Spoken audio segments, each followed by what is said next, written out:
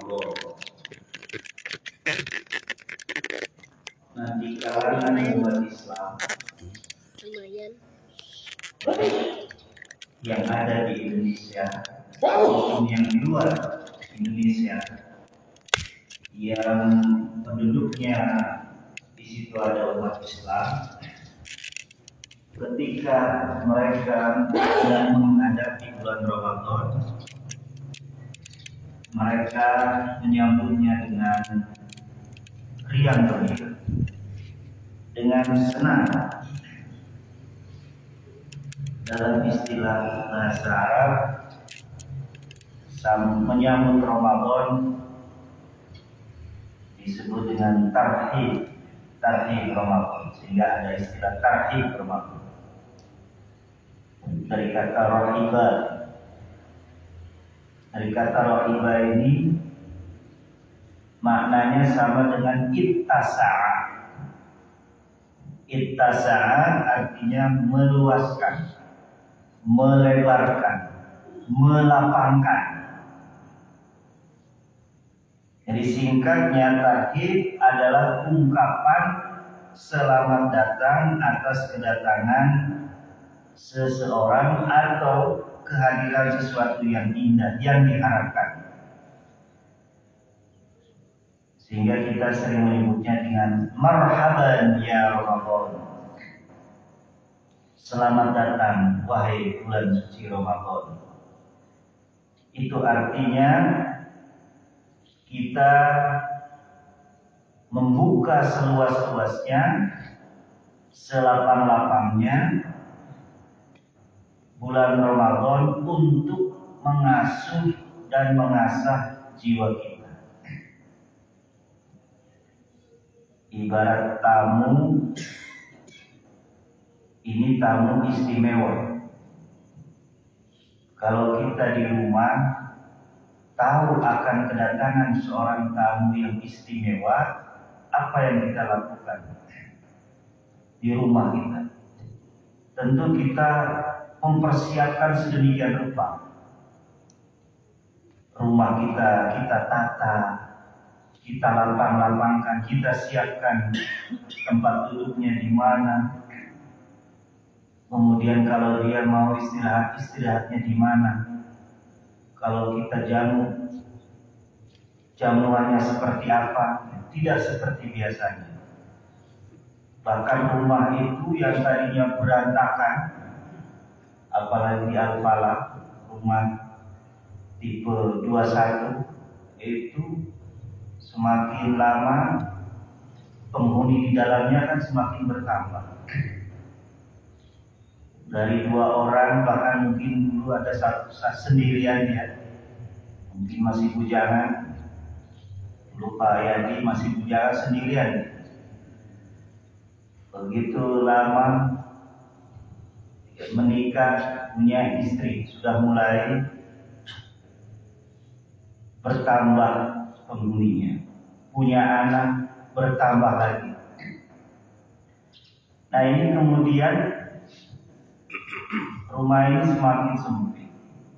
Ketika ada tamu, apalagi tamu yang kita muliakan, kita agungkan, kita betul-betul berusaha membuat rumah itu senyaman mungkin, selapang mungkin, sebersih mungkin. Pokoknya bagaimana tamu yang datang itu kalau datang ke rumah kita, dia betul-betul merasa enjoy. Dan kita siap menghadapi tamu itu dan siap diperlakukan apapun oleh tamu agung. Ibaratnya tamu itu orang mulia, jangankan mungkin saja tamunya dari tadi kenapa udah mau pulang Mbak? Akhirnya tamunya pura-pura, udah nggak usah, nggak apa-apa, udah biasa, udah biasa diperlakukan. Nah ini yang kadang kita lupa. Kalau ada tamu, yang pertama itu jangan diajak ngobrol, tapi siapkan hidangan, siapkan air putih kalau tidak ada makanan. Apa yang ada di rumah keluarkan isinya, makanan itu. Kalau tidak ada yang kemudian lari ke warung. Sebentar Pak, sebentar Bu, duduk dulu sebentar di sini ya. Lari dia ke warung, kemudian beli minuman, makanan, dan seterusnya. Apalagi ini yang datang adalah tamu agung. Wah, jauh-jauh hari sudah dipersiapkan, sehingga kita betul-betul sudah siap menanti kedatangan tamu agung dan siap kita menerima apapun yang diinginkan oleh tamu agung. Siap dalam hal ini ketika kita menyambut bulan suci Ramadan. Ramadan sebagai tamu agung akan datang menghampiri diri kita semua. Kita sambut, kita lapangkan hati kita untuk menerima apa yang akan diminta oleh tamu agung. Ini artinya kita melakukan tarhib, persiapan, sambutan kepada tamu agung kita, yakni bulan suci Ramadan. Dalam Quran surah Yunus ayat 58, Allah Subhanahu wa taala berfirman, A'udzu billahi minasy syaithanir rajim. Qul bi fadlillahi wa bi rahmatihi fabidzalika falyafrahu huwa khairum mimma yajma'un. Katakanlah wahai Muhammad, dengan karunia Allah, wa bi rahmatihi, dan dengan rahmat Allah, fabidzalika, maka hendaklah dengan itu falyafrahu, mereka bergembira. Wa khairum mimma yajma'un, karena karunia Allah dan nikmatnya itu adalah khair, lebih baik, mimma yajma'un, dari apa yang mereka kumpulkan. Saudara kaum muslimin jamaah subuh rahimahullah, ayat ini ada yang mengutip sebagai ungkapan gembira, bahagia kita terhadap karunia Allah. Karunia Allah itu apa? Banyak sekali. Dalam tafsir Al-Misbah diterangkan bahwa karunia Allah bifadlillah itu bisa ada yang menafsirkannya yakni Al-Quran. Dengan karunia Allah yakni Al-Quran.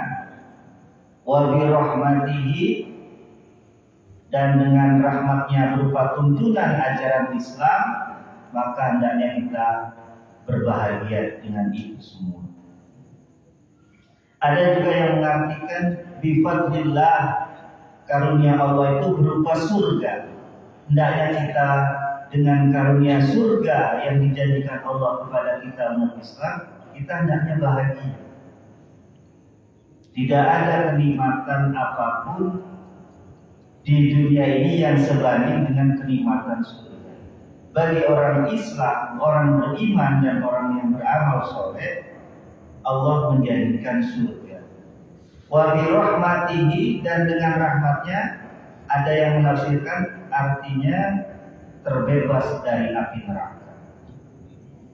Apa yang bisa kita harapkan setelah kematian kita? Semua orang Islam, semua orang beriman ingin agar kita masuk surga, ingin agar kita terbebas dari neraka.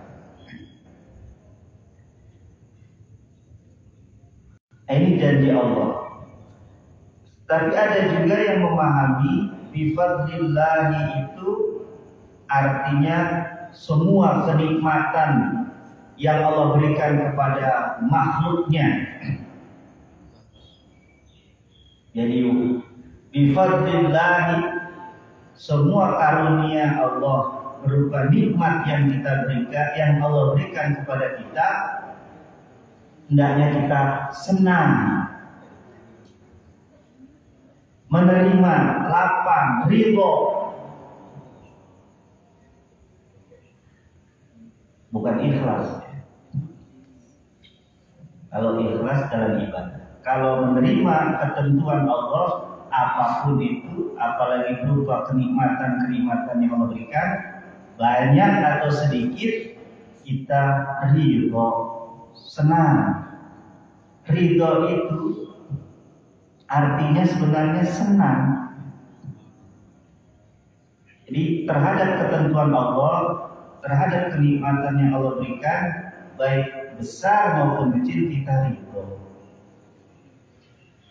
puas, senang. Maka lawannya, kita kalau nikmat yang diberikan Allah tidak kita terima, kita namanya kufur nikmat. Tidak mau menerima nikmat Allah, tidak mengakui nikmat Allah.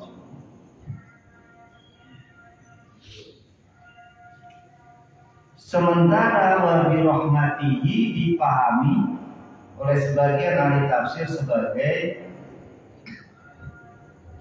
kenikmatan yang khusus diberikan kepada orang beriman.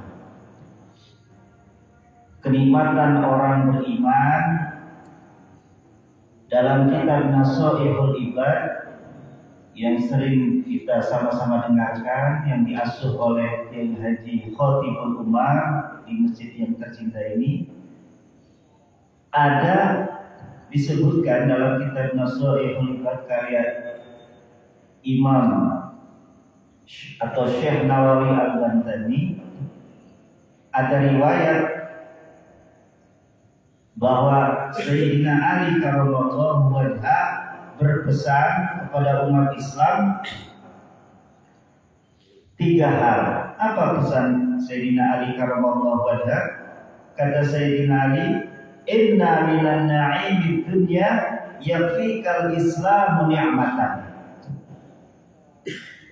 Sesungguhnya dari semua nikmat yang Allah berikan kepada kita di dunia ini, yakfikal islamu ni'matan, maka cukuplah Islam sebagai kenikmatan bagimu. Artinya dengan nikmat Islam kita sudah sangat cukup di dunia ini. Apalah artinya seluruh kenikmatan kita peroleh, tapi kita tidak menganut keyakinan Islam. Gak ada artinya. Hidup seperti fata morgana. Semua kenikmatan yang kita rasakan hilang, gak ada artinya. Jangankan di dunia ini, kita baru saja makan. Ketika makan nikmat sekali, apalagi dalam keadaan lapar. Jadi kalau pengen makan itu terasa nikmat, kata Gus Baha, lauknya itu lapar. Lapar dulu. Udah lapar banget, makan apa aja. Asal ada makan di nasi sama apa? Iya. Nasi sama garam aja. Kemudian ditambah ayam, opor ayam dan itu sudah nikmat. Nasi dengan tempe saja digoreng, masya Allah, nikmatnya luar biasa. Apalagi tadi bulan Ramadan kita berpuasa, lapar siangnya, sore kita kemudian begitu azan maghrib berkumandang, minum air putih, air atau kita biasa teh manis, makan kurma atau apa saja gorengan. Ya, ini tradisi kita ya, gorengan. Kalau di Arab kurma, kita campur tradisi Arab dengan tradisi kita. Udah gorengan, kurma gorengan. menggabungkan dua tradisi. Itu nikmatnya luar biasa. Kenikmatan yang kita baru saja rasakan, beberapa menit sudah nggak ada rasanya. Mana kenikmatan yang sudah kita rasakan? Berhubungan dengan istri, jangan yang lain, dengan istri nikmat. Setelah itu biasa saja. Waktunya ribut lagi dengan istri. Mana ada kenikmatan yang sudah diberikan oleh pasangan kita? Kalau tidak diberikan enggak ketemu. Kemana-mana enggak jelas. Ngamuk-ngamuk, uring-uring. Diberi kenikmatan, nikmat sekali. Setelah itu enggak ada lagi. Baru berapa menit ada masalah, ribut lagi. Lupa kalau barusan menikmati bersama. Nikmat di dunia itu cepat sekali. Apalagi banyak kenikmatan, kemudian kita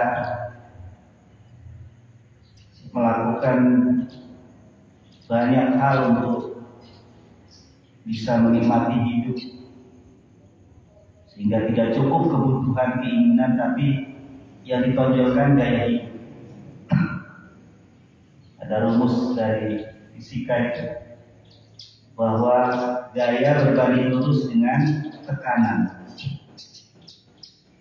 Semakin banyak gaya hidup kita, semakin tertekan.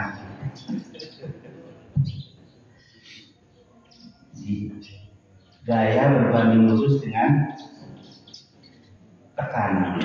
Semakin banyak gaya hidup kita, semakin tertekan. Jadi sebenarnya kebahagiaan dunia ini, Al-Quran mengatakan mata'ul ghurur, kesenangan yang menipu. Kenapa? Ya, karena nggak seberapa, resikonya banyak, dan kalau tidak bisa mensyukurinya juga kita harus tanggung resiko. Inna adabi lasyadid. Siapa yang tidak mensyukuri nikmatku, kata sesungguhnya siksa teramat pedih. Dan sebentar saja. Apalagi kalau kita nggak sabar, ingin meraih kenikmatan, melakukan perbuatan yang dilarang. Nikmatnya habis, dosanya masih terus menempel. Dan efek dari dosa itu akan menimpa orang. Makanya ada istighfar. Istighfar itu sebenarnya permohonan kita agar ditutup akibat dari perbuatan dosa kita. Karena setiap dosa itu akan melahirkan efek negatif kepada kita, baik di dunia maupun di akhirat. Maka efek negatif itu kita mohon istighfar, itu mohon kepada Allah agar ditutupi semua akibat dosa yang kita lakukan. Tidak ada efek. Kita mohon tidak berefek. Nah, jadi kenikmatan-kenikmatan dunia itu gak ada artinya. Semua akan hilang dan akan dimintai pertanggungjawaban oleh Allah Subhanahu wa Ta'ala. Apalagi kalau kita tidak memeluk Islam. Ada ungkapan ad-dunya sijnul mu'min wa jannatul kafir. Surga itu, dunia itu surganya bagi orang kafir, penjaranya bagi orang beriman, dan surganya bagi orang kafir. Maksudnya apa? Maksudnya seluas-luasnya orang beriman menikmati dunia, tetap ada batasan yang harus diikuti. Gak bebas-bebasnya. Lihat perempuan gak bisa langsung ditabrak, ada aturannya. Itu siapa? Istrimu bukan.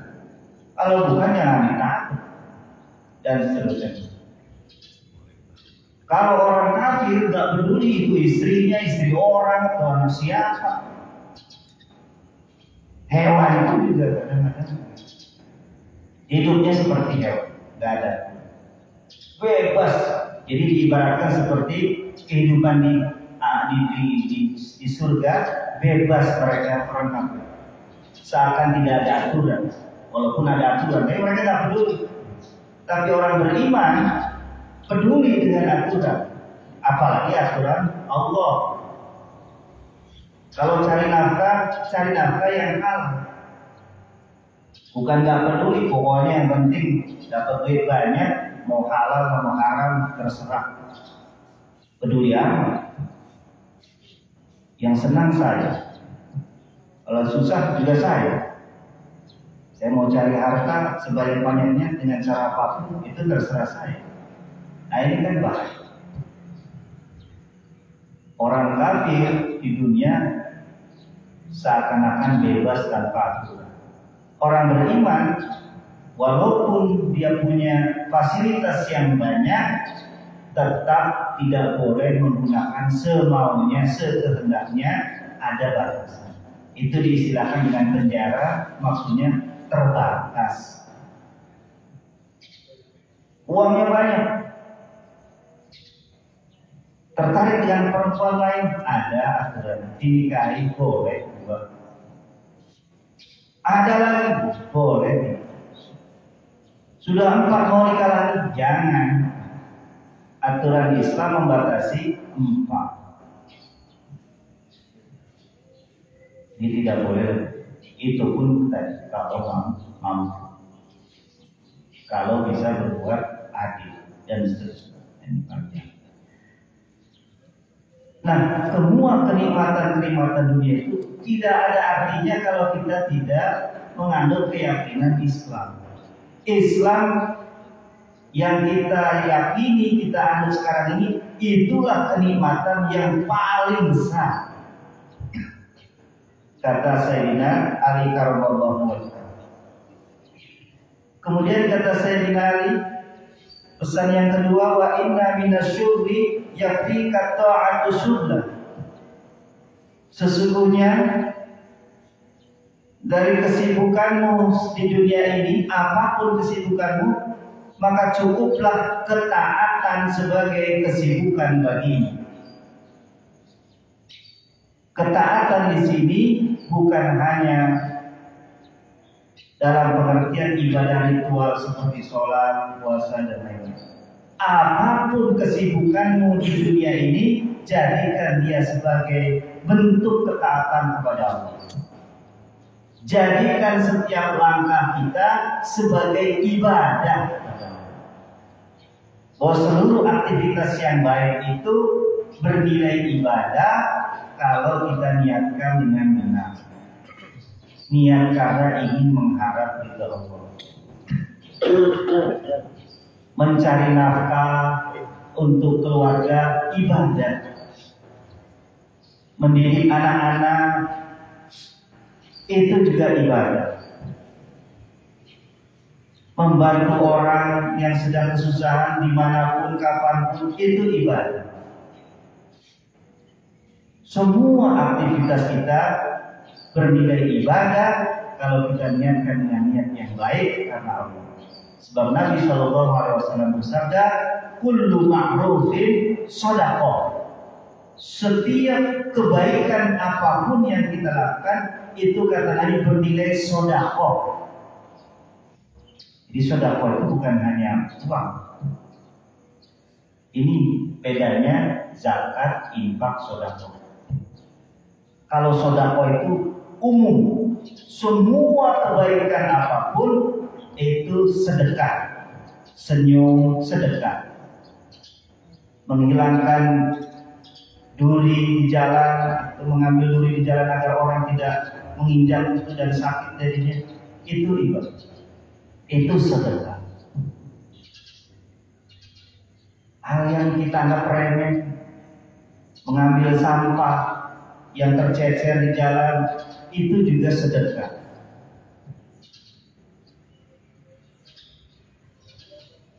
Kemudian kita mau menyumbang untuk pembangunan masjid, itu juga sedekah. Apapun kebaikan yang kita lakukan, itu bernilai sedekah, artinya itu dianggap sebagai bentuk ibadah, bentuk ketaatan kita kepada Allah, dan itu bernilai pahala. Kemudian pesan Imam Ali, wa inna minal ibrati yakfikal mautu ibratan. Sesungguhnya dari semua pelajaran yang kita dapatkan dalam kehidupan ini, maka cukuplah maut sebagai pelajaran bagi kita. Kita sudah belajar ini, pelajaran ini, dan itu. Semua pelajaran-pelajaran di dunia ini, di sekolah, di luar sekolah, kita pelajari. Itu bagus, baik untuk bekal hidup kita. Tapi ada satu pelajaran yang luar biasa harus kita jadikan pegangan, yaitu jadikan maut, kematian sebagai pelajaran.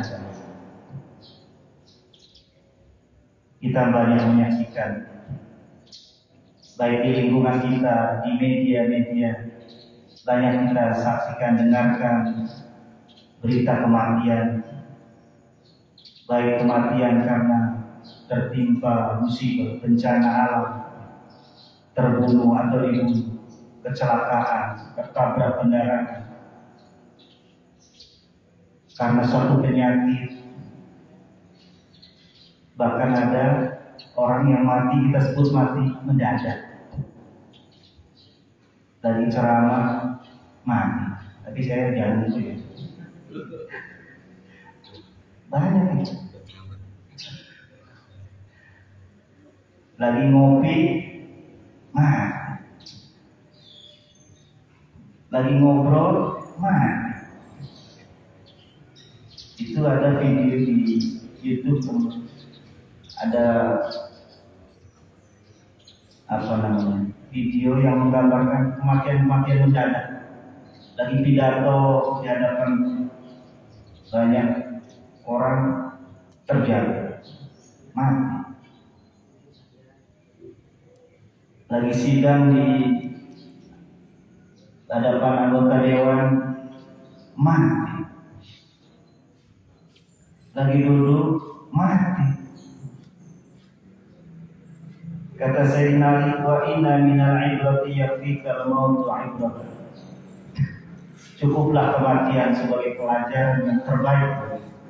Apa maksudnya? Agar kita selalu waspada. Jangan-jangan umur kita tidak panjang lagi. Walaupun kita mohon kepada Allah, mudah-mudahan umur kita dipanjangkan oleh Allah, sehingga kita bisa masuk atau kita bisa menyambut datangnya Ramadan dan masuk di bulan Ramadan, mengikuti semua ibadah-ibadah di bulan suci Ramadan. Allah beri kekuatan kepada kita untuk bisa melaksanakan amalia-amalia Ramadan, sehingga kita catat oleh Allah sebagai orang yang bertakwa. Kenapa demikian? Karena orang yang melakukan amal soleh, apapun amal soleh itu sebagai bagian dari ciri orang bertakwa. Mudah-mudahan Allah panjang. Kematian, kalau kita sudah wafat, kalau harimau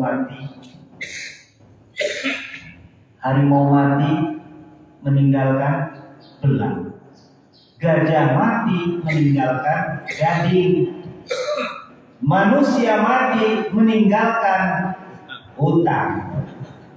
Bahaya. Masya Allah. Jangan meninggalkan hutang. Usahakan sudah rasa-rasa udah kayak mau apa, nggak enak, buru-buru hutang-hutang kita selesaikan. Khawatir kita wafat membawa hutang. Tapi bukan manusia mati membawa hutang. Kalau gajah mati meninggalkan gading, harimau mati meninggalkan belang, manusia mati meninggalkan amal soleh dan good story, cerita-cerita indah yang menginspirasi orang-orang yang membaca cerita itu atau yang ditinggalkan. Oh, si A itu dulu waktu hidup luar biasa, rajin sholatnya ke masjid. Kalau juga ada kajian-kajian majelis taklim, ibu rajin. Orang belum kumpul, belum ada, dia sudah ada. Ibu-ibu nih, dia mic-nya belum hidup, dihidupkan. Belum ada tempat seperti disiapkan. Lalu kemudian dia ngajak ibu-ibu lain supaya datang. Mulai dia mengajak ibu-ibu dengan nyanyian. Ibu-ibu sekalian, hari ini pengajian janganlah engkau lupakan, karena ini kewajiban. Ibu-ibu yang lagi di rumah nyaut. Ibu-ibu mohon maaf, hari ini saya tidak ngaji karena saya sedang nyuci kolor suami, karena malam ngompol 2 kali. Nah, itu kata Ustaz Hilal, rajin. Jadi kita mati mudah-mudahan meninggalkan good story, cerita-cerita indah yang bisa menghibur dan menginspirasi orang-orang di sekitar kita karena kebaikan yang kita lakukan. Oleh karena itu persiapan kita dalam menyambut bulan suci Ramadan, kita mengoptimalkan optimalisasi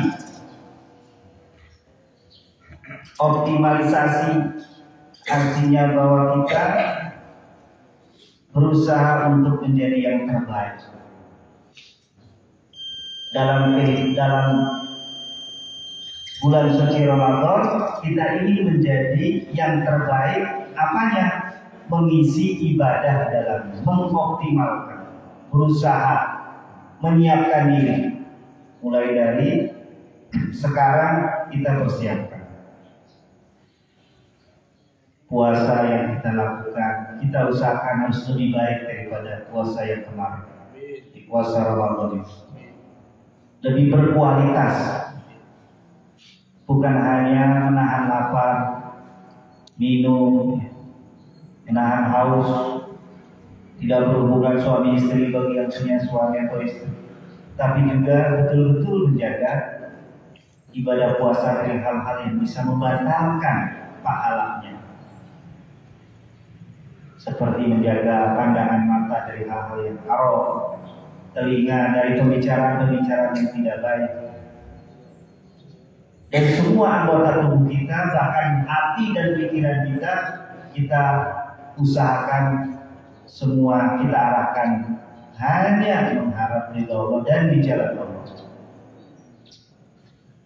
Sholat juga kita tingkatkan, sholat sunnahnya. Sholat wajib juga kualitasnya kita tingkatkan. Kalau kemarin masih banyak pikiran kesana kemari, fokus kita yang disebut dengan khusyuk. Khusyuk itu tunduk di hadapan Allah, kalau kita betul-betul sedang menghadap Allah.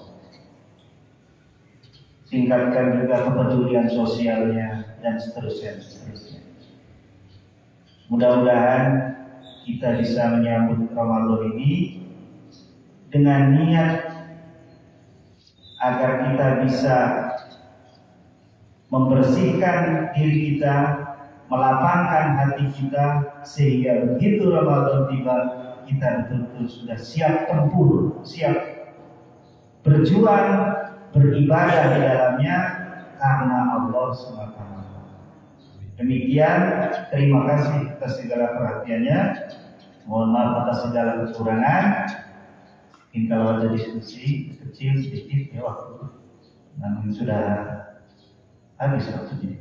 Jadi kita beri kesempatan kalau ada yang mau kita diskusikan, kita kembalikan kepada moderator kita, Ustaz Firdan yang selalu setia menemani kita. Ya, terima kasih Bapak Ustaz Ade yang sudah menyampaikan materi kajian Ahad Subuh pagi ini tentang Tarhib Ramadan dan semangat untuk lebih melaksanakan amaliyah Ramadan. Baik, dipersilahkan kepada bapak-bapak ataupun ibu-ibu yang akan menyampaikan pertanyaan ataupun tanggapan. Dipersilahkan.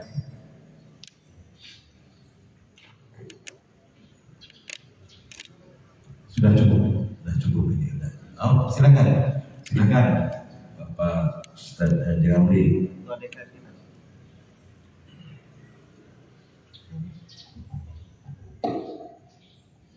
Assalamualaikum warahmatullahi wabarakatuh. Ibu sekalian, tadi kita mendengar bersama penyampaian dari Ustaz Ade tentang optimalisasi ibadah amaliyah ibadah dalam kita ke depan. Tadi dijelaskan dengan sama, cuman ada penegasan yang paling saja bahwa kita harus pertama untuk bisa mengoptimalkan kegiatan ibadah itu harus ada, kalau bahasa kita ada kurikulumnya, ada jadwal yang harus kita punya,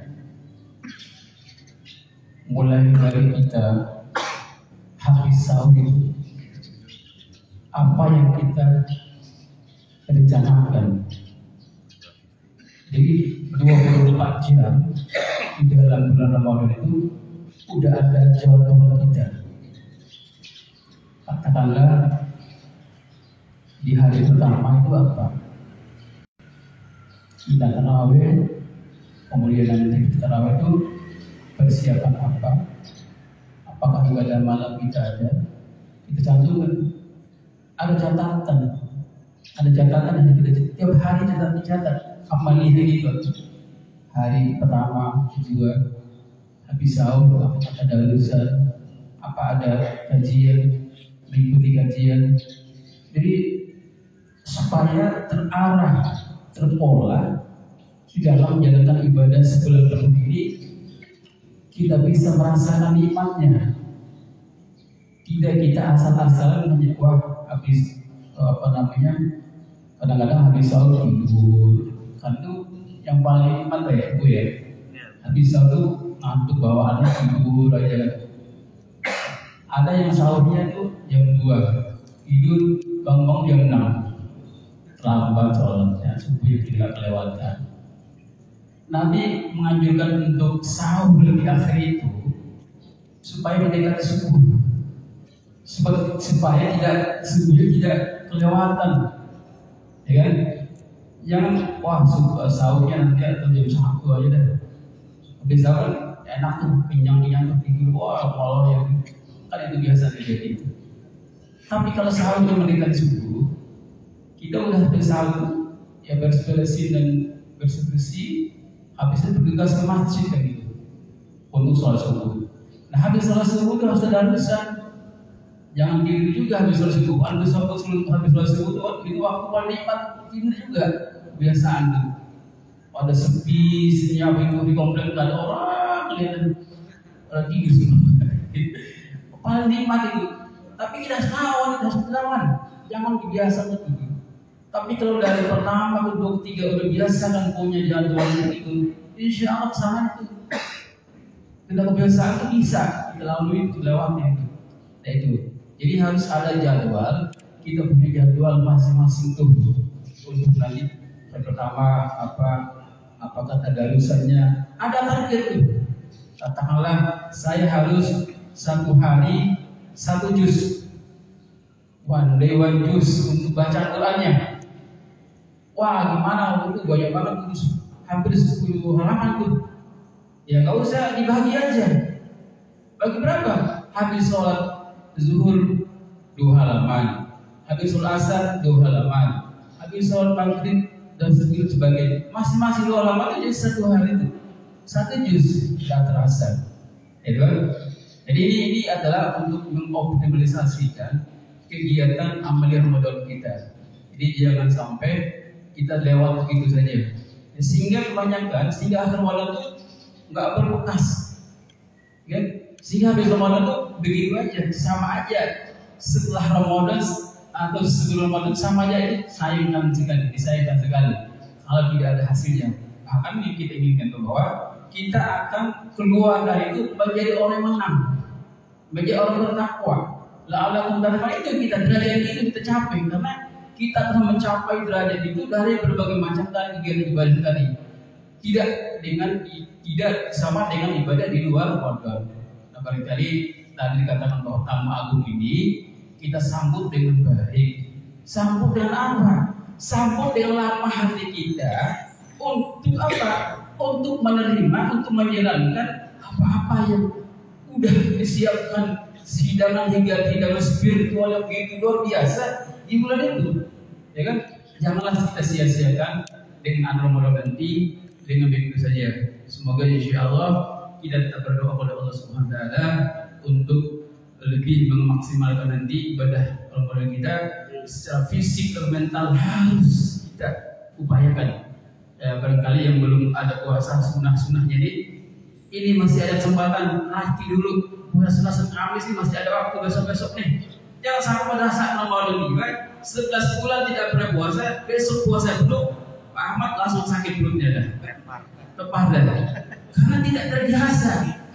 Kenapa nak mengatakan paling banyak pelaksanaan ibadah puasa sunnah di bulan Syawal itu salah satunya untuk itu, untuk menjadi ketika kita masuk ke pertarungan yang sesungguhnya kita punya latihan. Orang main bola, kalau tiba-tiba tidak pernah latih, suruh main bola, apa jadinya gitu loh? Apakah nendang bola atau nendang apa gitu loh? Karena tidak berlatih, tidak pernah lihat bola, tiba-tiba kasih bola kan gitu. Sama aja dengan puasa. Jadi berlatihlah puasa kita, sunnah kita minimal masih ada waktu ini Senin Kamis besok itu coba puasa. Untuk apa? Supaya terbiasa kita untuk menyesuaikan diri ketika masuk Ramadan tiba nanti, tidak kaget kita. Insya Allah kita termasuk orang-orang mulai dalamnya, orang-orang yang muttaqin, menjaga ibadah dan maksimal mungkin. Terima kasih dari saya. Mohon maaf. Assalamualaikum warahmatullahi wabarakatuh. Waalaikumsalam.